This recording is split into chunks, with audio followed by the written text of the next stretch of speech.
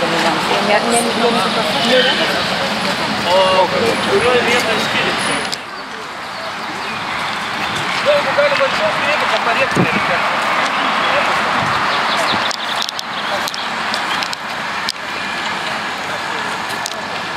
Sveiki kolegos, sveiki svečiai, kauniečiai, pažįstami, dauguma iš veidų. Malonu, kad yra dar žmonių, kuriems rūpi paminėti istorinį įvykį, kuriam jau sukanka 75 metai. Prieš 75 metus, 41 metų birželio 23 dieną, Kaune startavo sukilimas pas tuometinius sovietinius okupantus. Lietuviai, kurie sukilo, turėjo tikslą išvaduoti Kauną, tuo pačiu ir Lietuvą, anksčiau, iki dar ateina Vokietijos nacionalsocialistinė kariuomenė. Jiems pavyko tą padaryti, kadangi už kelių dienų, kai atvyko vokiečių pirmieji kariniai daliniai, Kaunas jau buvo išlaisvintas, vairatavo lietuvišką trispalvę ir pradėjo, jau galima sakyti, lietuvišką tvarką. Šį sukilimą dažnai bandom pašyti ir juodom spalvom. Aš suprantu, aišku, tam tikrų lobistinių jėgų yra tam tikras verslo planas galbūt. Galbūt žmonės ir iš nežinojimo tą daro. Be abejo, buvo ir tikrai tam tikrų niuansai, kurie garbės nedaro. Aš noriu pasakyti, ar yra žinoma pas vieną karinį konfliktą, pasivyko absoliučiai švariai be jokių aukų, be kaltų žmonių. Nu, aš tokio konflikto nežinau, nors istoriją tikrai labai domiuosi. Taip labai gaila žmonių, kurie tikrai žuvo nekaltai, ypač civiliai, bet nevalia skelbti atminimo to žmogaus, tų žmonių, kurie ginklų pasiryžo ginti savo šalį nuo okupantų. Tai yra kiekvieno žmogaus, tiek lietuvio, tiek čia gyvenančio tautinio mažumų atstovo, save laiko čia vietinių gyventojų, tai yra pareiga. Pareiga buvo priešintis, matant vykstančius trėmimus. Pareiga buvo priešintis, matant siautėjantį terorą. Pareiga buvo plauti 40-ųjų metų okupacijos, kurį vyko Mešūro gėda. Tie kariai turėjo tą padaryti. Ir todėl noriu pagerbti šios žmonės šiuo bandyku ir tylos minutę.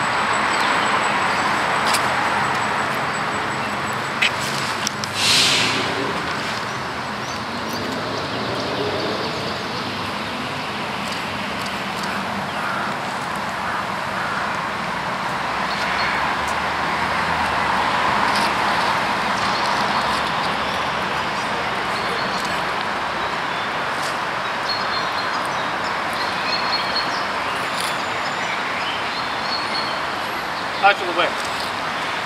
Gaila, kad šį kartą nepavyko pasikviesti nei vieną iš 41 metų veteranų. Aš su kitais neturiu kontaktų, o paskutinysis, kurį žinojo, dėja mirė praeitų metų gruodžio gale. Leonas, ponas, kuriam jau nežinote. Jis po to galėsite gal pasakyti. Norėjau jį prisiminti. Gerai, būtinai pakviesti. Jis yra laisvas formatas, nebus nei kažkokių ypatingų vedančiojo, nei ką. Aš pasakiau, kad man buvo svarbu, ką aš norėjau pasakyti. Toliau po manęs kalbės mano kolega Vitalijus Šukauskas. Prašom, Vitalijus.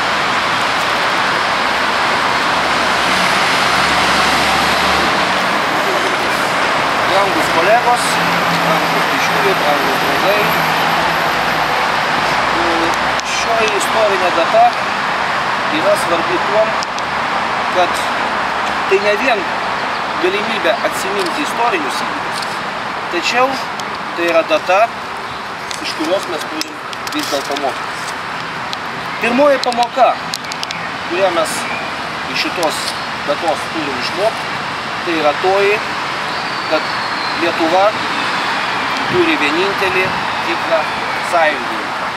Tas vienintelis sąjungininkas yra lietuvių tauta, Lietuvos piliečiai. Klaidinga manyti, kad ateis svetima kariuomenė, kuri išlaisvins nuo priešų. Klaidinga buvo manyti tuomet ir žmonės, kurie galbūt kažkiek tuo ir tikėjo, skaudžiai po to nukentėjo. Klaidinga buvo manyti tuomet, klaidinga manyti dabar. Taigi, vienintelis sąjungininkas Lietuvai tai yra piliečiai, jų sąmoningumas, jų aktyvumas. O kasgi yra Lietuvos priešas? Galima žiūrėti į rytus, į vakarus, į pietus, į šiaurę. Tačiau vėlgi pagrindinis ir didžiausias Lietuvos priešas yra tie, kurie vardan savo asmeninio intereso pasiruošę dairytis į rytus, į vakarus, į pietus ir į šiaurę ir ieškoti ten pagalbos. Ieškoti pagalbos tame tarpe ir tam, kad sunaikint, užspaust, išvaryt iš Lietuvos paskutinius Lietuvos sąjungininkus.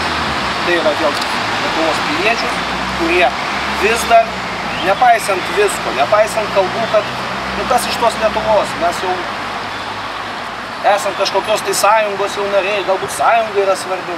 Nepaisant to, jie vis dar lieka patriotiški piliečiai, nepaisant to, jie mato save pirmiausiai lietuviais, jie mato save Lietuvoje ir jie nori, kad jų vaikai, anūkai, proanūkiai čia gyventų. Čia kalbėtų savo kalba, kuri yra, kaip mes žinom, viena iš seniausių kalbų. Ir kaip kolega vėlgi minėjo, nesvarbu, ar šiuo metu net nesvarbu yra, ar tas Lietuvos sąjungininkas, pilietis, yra vien tik tai, sakykime, lietuvių kilmės. Iš tikrųjų, dabar pjūvis eina per tai, ar pilietis mato save patriotų, mato save piliečių, mato, kad Lietuva turi vėl tapti suverenę nepriklausomą valstybę, arba jis pasiruošęs vardan savo tikslų, arba tiesiog galbūt suklaidintas, pasiruošęs elgtis prieš savo tėvynę. Didžiai gerbiu visus, kurie net ir būdami beviltiškai padėty pakelia ginklą ginti savo šalį. Gerbiu visus, nepaisant to, kad kaip ir per visus didžiuosius istorinius įvykius buvo ne tik gerų dalykų, tačiau buvo ir klaidų, tačiau tai yra vis tiek žmonės, kurie kilo netgi nežinodami, ar jie sutiks kitą rytą. Ačiū, kad atėjot. Kas kalbėt norit, prašau, pasisakyti. Gerai, ačiū. Tokios kalbos neparuošiau, bet norėčiau pakalbėti apie istorinį foną. Galbūt iš tos istorijos galim ką nors išmokti, įžvalgą kokią pastebėti. Kas krenta į akį? Į akį krenta šito Birželio 23 dienos įvykio masiškumas. Kiek man teko susipažinti su istorijos vadovėlius ir knygas tą temą, iki 100 tūkstančių jaunų Lietuvos vyrų grėbėsi ginklo, kad galėtų parodyti savo pyktį, įtūžį tam okupantui, kuris išniekino Lietuvą, jos valstybę, valstybės idėją savo veiksmais, pradėjo tremti žmonės. Ir tas vyko žaibiškų greičių, kai buvo duotas signalas per konspiracinius kanalus, per kelias grupuotės, kurias pavyko išlaikyti Lietuvoje per sovietų okupaciją. Žaibiškas žmonių užsidegimas. Labai daug kur, praktiškai kiekvienam miestelį, stambesniai gyvenvietei pasireiškia šitie partizanai. Ir labai daug buvo tokių atvejų, kad žmonės be ginklų tiesiog plikom rankom puolė policijos stotį, kareivinės, atėmė rankomis ginklą ir su tais ginklais pradėjo kovoti. Arba tiesiog jau su medžiokliniais šautuvais sustabdė kokį sovietų patrulį, atėmė iš jų kulkosvaidžius, kitą ginkluotę ir naudojo tą kovoti. Reiškia, nebuvo ir nei sandėliuota, nei paruošta pasipriešinimui. Jeigu jau nutarta pasiduoti diplomatiniam spaudimui, kariniui spaudimui, tai bent paraleliai ruoštis sukilimui, sandėlius, kur nors miškuose paruošti, bet nebuvo. Ta istorija rodo, čia buvo spontaniški veiksmai, labai daug kur kainavo brangiai, nes žmogus su plikom rankom kartais ir gali pralaimėti prieš ginkluotą oponentą, o taip ir buvo. Daug žmonių prarado gyvybę, kadangi jie nebuvo pasiruošę kovoti arba neturėjo ginklo, bet vis tiek norėjo ginti Lietuvą. Tai viena iš dviejų gal minčių norėčiau pateikti. Viena tai yra tokia, kad labai pavyko Lietuvos švietimo sistemai, patriotams, auklėtojams, žurnalistams, kultūrininkams lietuvišką dvasią įdiegti nepriklausomai Lietuvoje. Tai yra stebuklas tikrai, kaip atsižvelgi tai, kad beveik nebuvo lietuviškų mokyklų ir daug kas iš paprastų žmonių net nežinojo, ar jie lietuviai, ar lenkai, ar čiabuviai, ar katalikai, ar dar koks nors identitetas, bet per tos 20 metus pavyko tikrai sutvirtinti, išryškinti patriotišką žmogų. Ir jo įrodymas yra būtent šitas sukilimas. 100 000 žmonių buvo pasiruošę aukoti savo gyvybę už Lietuvą. Bet tuo pačiu čia yra priekaištas aukščiausiai valdžiai, kuri nenaudojo kariuomenę, kur 150 000 karių sumobilizavo, kai prasidėjo karas tarp Lenkijos ir Vokietijos. 150 000 gerai ginkluotų vyrų, kurie turėjo ir minosvaidžius, ir kulkosvaidžius, ir turėjo medicininį aprūpinimą, ir organizaciją, ir buvo svarbiausiai labai motyvuoti kovoti. Jie norėjo kovoti. Bet keli žmonės viršuje, mes nežinom kodėl, ir gal niekad nežinosim, gal buvo papirkti, užverbuoti. Jie nutarė nepanaudoti šitą be galo vertingą instrumentą, kuris galėjo mums daug padėti. Jeigu ne sustabdyti laikinai okupaciją, tai bent pastatyti Sovietų Sąjungą į labai keblią padėtį. Nes Sovietų Sąjungos būsimas oponentas tikrai nenorėjo karo savo pašonėje. Ir buvo ne vieną kartą pasakyta, kad dar vieno karo šalia Vokietijos netoleruos. Tai Stalinas būtų labai didelę riziką padaręs, jeigu pradėtų kariauti su lietuviais visai šalia Vokietijos. Ir čia Vokietija, reikia atsiminti, buvo. Manau, kad visa serija buvo klaidų, apsileidimo. Tikrai bent turėjo, jeigu jau nutarė pasiduoti, tai sandėliot ginklus, sandėliot mediciną, kad tie žmonės, kurie išeis kovot, kad jie bent turėtų bandažus, bent vaistų, bent minimalę medicininę aprūpinimą. To nebuvo, niekas nebuvo. Totaliai, sakyti, beveik totaliai mėgėjiškas, bet labai krūvinas, kaip matome čia, tautos valios išreiškimas. Išvada tai tokia. Niekados daugiau nepasiduoti diplomatiniam kariniam spaudimui. Nieko iš to Lietuva nelaimėjo. Karininkai vis tiek žuvo, arba buvo ištremti, arba sušaudyti. Daugybė mūsų inteligentų buvo išnaikinta. Aš nematau, ką mes laimėjom pasiduodami. O mūsų jauni žmonės, kurie norėjo kovoti jau 39-40 metais, kai sovietai pradėjo spaust mus, jie tą progą pagaliau turėjo. Bet sąlygos buvo baisios. Ir tai yra visgi mūsų valdžios kaltė. Pačioj viršūniai daug priekaištų turėčiau, apačioj vidury švietimo tinklas, kultūrininkai, visuomenininkai, puikus žmonės nepaprastai atsidavę savo šaliai. Ir jie verti buvo daug geresnės valdžios. Ačiū. Pone Violė, prašom, jūs. Nu, aš tai labai trumpai ir mūsų tiek mažai čia, kad man net... Bet aš tik tai norėjau prisiminti poną Leoną Juzonį, kuris mirė kažkur gale metų. Ir gaila, kad jo giminės nematau, aš nepaėmiau telefono numerio. Bet jisai čia, man atrodo, kiek galėjo, visada lankydavo, visada atsimindavo šitą dieną. Kovojo iki paskutinių savo dienų ir man ne vieną kartą sakė, čia jo bičiuliai galvas padėjo. Kitą žmogų galim irgi atsiminti, kur buvo sukilimo dalyvis, daug negaliu papasakot, bet tai buvo šitą Juozas Kojelis. Jis jau dabar miręs, nežinau, kas metų kokį. Jis buvo vyresnis už Juzonį, irgi buvo virš 90 metų, kai jau mirė. Nu tai va, vis tiek, kiek mes tų dalyvių reikia už juos Maidaną pasakyti. Gal ir pagoniška, nes vis dėlto čia šventos mūsų dienos tūkstančių metų. Tai va, tik tiek norėjau pasakyti.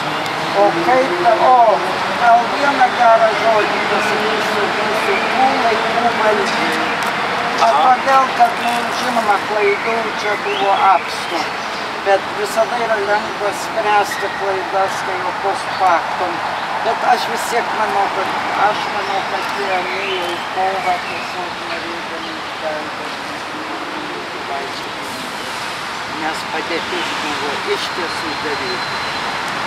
Tas nepavyko, neutralitetas nieko gero neatėjo. Bet gal nes jie irgi darė, ką galėjo, ką mokėjo, o tie laikai tikrai. Tai tik tiek, aš noriu pasakyti, ir kurgi mūsų universitetai. Mūsų universitetai tik tam išauklėjo žmonės, pasirodo, kad jie įsumdėti, kad kai jų reikia per mūsų istorinės datas, neįtmako. Ačiū.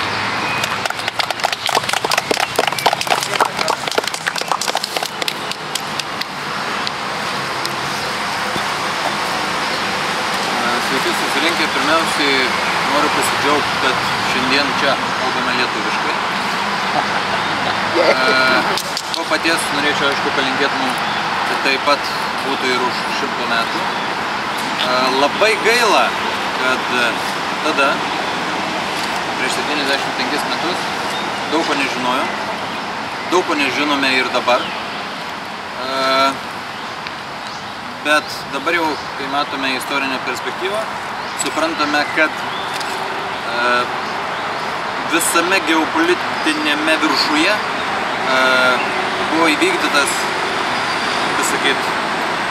tam tikri sprendimai, kurie mums neatnešė naudos, atnešė vien tik tais blogus įvykius ir blogus prisiminimus dabar jau. Tuometinis JAV prezidentas Franklinas Rooseveltas, jo žmonai priklauso viena labai gera frazė. Sako, žmonės, kuriems mažai kas įdomu, kalba apie žmonės, vidutiniai žmonės kalba apie įvykius, o štai žmonės iš didžiosios raidės kalba apie idėjas. Tai aš mums linkiu, jei mes norime už 100 metų čia kalbėti lietuviškai, ir prisiminti savo savastį, kad mes daugiau kalbėtume apie idėjas, mažiau apie įvykius ir mažiau apie žmonės. Ačiū.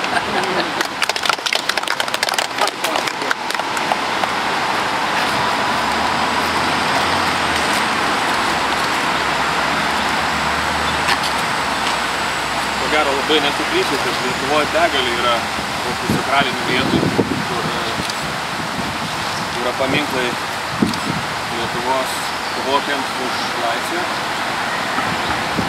Didžiausia problema pas mus yra, kad mes esame maža šalis, o žaidžia dideli žaidėjai, didelėm figūrom, tokiom šalim kaip Lietuva, mažom, atitenka mažų figūrų partijos. Ir dažniausiai jos ištinka toks likimas, kaip sako lotynai, nebyktis, vargas pralaimėjus. Aišku, žinoma, istorija parodė, kad mes valdžios valstybininkų neturim. Visą ką turim, tai yra baudžiauninkai, kurie ieško didelio pono. Daug kritusių žmonių turbūt vartosi kaštuose, matydami ir šio dienos įvykius, kaip Lietuvos suverenitetas yra atiduotas. Na, reikėtų pripažinti, kad dideli žaidėjai taip pat žaidžia labai protingas partijas. Jeigu pažiūrėti šitą įvykį, Rusijos imperatorius, numalšint šitos sukilimus, paskyrė Muravjovą, kuris netgi ne rusas, o ukrainiečių šlėktą. Todėl, žiūrint į šitos įvykius, matom, kaip keičiasi santvarkos, valdžios, vieni paminklai nuimami, kiti pastatomi. Tai nieko neišsprendžia. O dar šitie visos kovos, tų didelių žaidėjų mūsų rankomis kovas, duoda dar tokį ir šalutinį įvykį, kaip visuomenės supriešinimas. Geriausia, ko gero, būtų palyginimas iš Šolochovo romano Tylusis Donas. O šitų žmonių žuvusių, sakykim, kurie supriešinti, ko gero, nei kapų nebėra, nei paminklų, nei įrašų istorijoje. Todėl mūsų pati visuomenė turėtų suprast, kad aukos yra labai brangios. Atsiprašau, garsas ten neįsirašė. O visas suverenitetas ir susideda iš šito aukų kainos. Ačiū.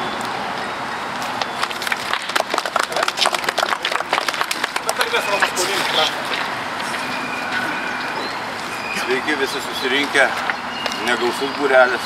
Ačiū Dievui, kad yra žmonių, kurie prisimena šį įvykį, apie kurį labai sunku kalbėti, nes nei vienas iš mūsų tais laikais negyvenom ir negalim žinot, kaip ten ir kas buvo iš tikrųjų. Faktas yra toks, kad dalis Lietuvos tautiečių pritarė bolševikinėm idėjom ir kai čia rusai, pasipriešinimo ypatingai didelio ir nebuvo, tiesiog jo objektyviai nebuvo, bet kai prasidėjo vežimai ir trėmimai ir sadistiškas elgesys, tauta atsitokėjo, jie suprato, kad nėra gelbėtojų ir padėjėjų kitur, išskyrus mūsų pačių tautos. Tada žmonės darė, ką galėjo. Pasiruošimas sukilimui buvo rengiamas ilgai. Tai buvo principe LAFO iniciatyva, kai buvo kuriamos pogrindinės grupelės, koordinuojamas, organizuojamas. Buvo bandoma bendrauti ir su Hitlerio valstybės pareigūnais, tikintis atstatyti Lietuvos nepriklausomybę.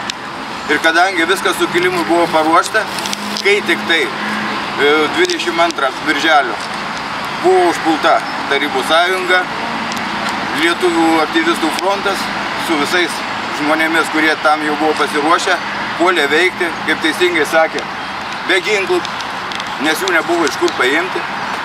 Tai buvo toks spontaniškas sukilimas, iš kitos pusės ir paruoštas. Ką norisi pasakyti? Kad tas faktas, kad tauta priešinosi, tegu ir po laiko, tegu ir ne tada, kada derėjo tai daryti, įrodo lietuvių tautos norą išlikti savimi. Nes Lietuvos valstybė tai yra tas pats kaip šeima. Dabar, kai žmonės šiais laikais įsivaizduoja, kad gali gyventi užsienyje, ieškoti laimės, aš nesuprantu šitokių žmonių. Mano galva, lietuvis yra ne tas, kuris kilme lietuvis etniškai, tuo labiau nėra kaip tą ir nustatyti. O lietuvis yra tas žmogus, kuris negali įsivaizduoti savęs visą laiką gyvenančio ne Lietuvoje. Jeigu žmogus save sieja tik tai su didesniu loviu, jisai turi teisę tam. Bet lietuvis, mano galva, yra tik tais tas žmogus, kuris visą gyvenimą nusiteikęs pragyventi Lietuvoje ir dirbti vardant Lietuvos. Ir kai aš dar buvau mokinys, turėjau laisvės kovų medalį su Kauno laisvės statula. Noriu priminti tuos žodžius, kurie ant jo buvo parašyti. Per amžius budėję, laisvę laimėjom, per aukas ir pasišventimą. Tai reikia neužmiršti tų žodžių, nes Lietuvos tėvynę ir mūsų kalbą ir mūsų pačius apginti galim tik mes patys, tik tais išlaikydami savo kultūrą, kalbą, susitelkimą ir meilę vieni kitiems. Atsiminkit Sąjūdžio laikus, kokie mes buvom vieningi. Tiesiog galėjai naktį eiti, niekas tavęs neužpuls, neužkabins. Kur dabar tas susitelkimas? Dabar mes visi žiūrim į lovį. Vienintelis, kas mus gali išgelbėti, tai mus patys. Skęstančiųjų gelbėjimas, ir pačių skęstančiųjų reikalus. Todėl raginu visus, nors jūsų raginti ir nereikia, jūs ir taip suprantate, kad jūs esate lietuvių. Skelbkit savo lietuvybę visiems kitiems ir neleiskit užmiršti, kad kito krašto, kuris teisėtai priklauso mums, mes neturim ir neturėsim. Vienintelė vieta, kur lietuvis teisėtai gali būti valstybės šeimininku, yra čia.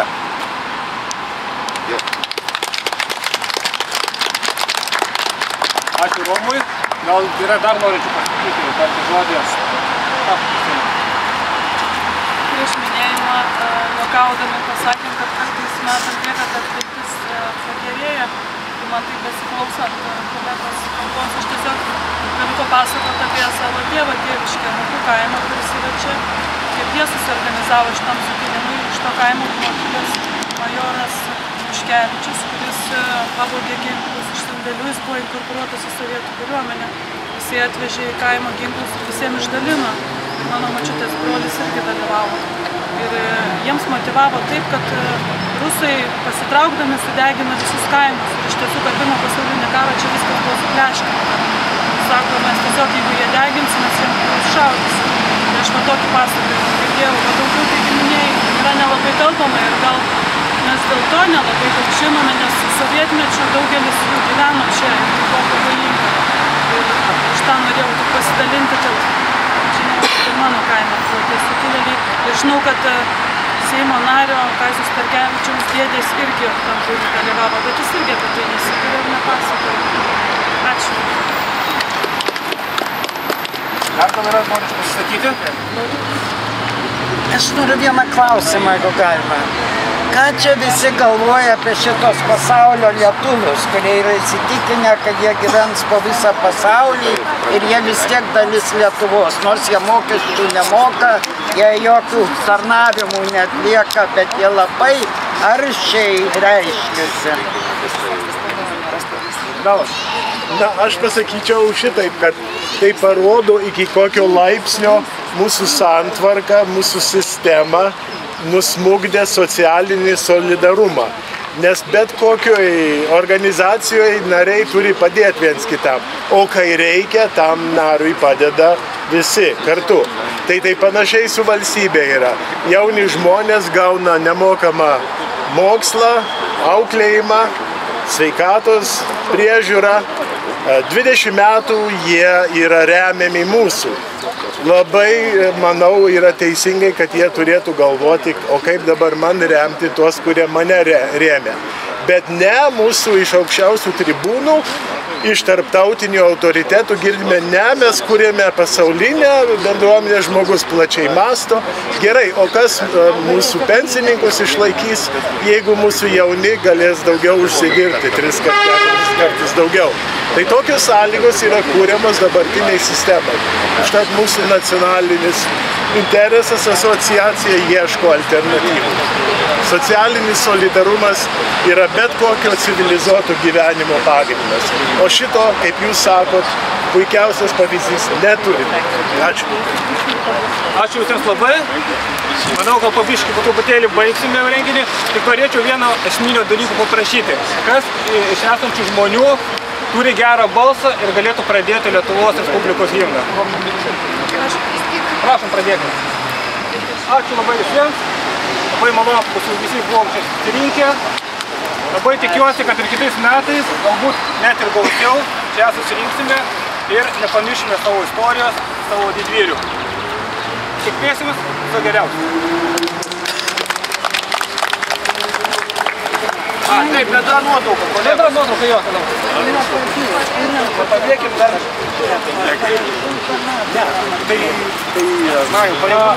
Kolegos, visi ateikite bendrai nuotraukai.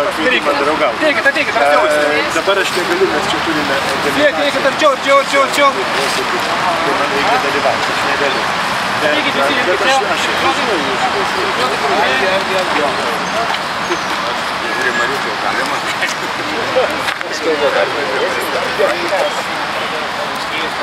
Arčiau.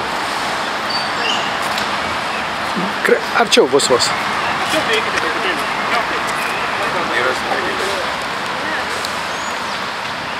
Aš čia tik filmuoju, ne nuotrauką. Kas nuotrauką daro, taikit. Daro Viktorija. Taip.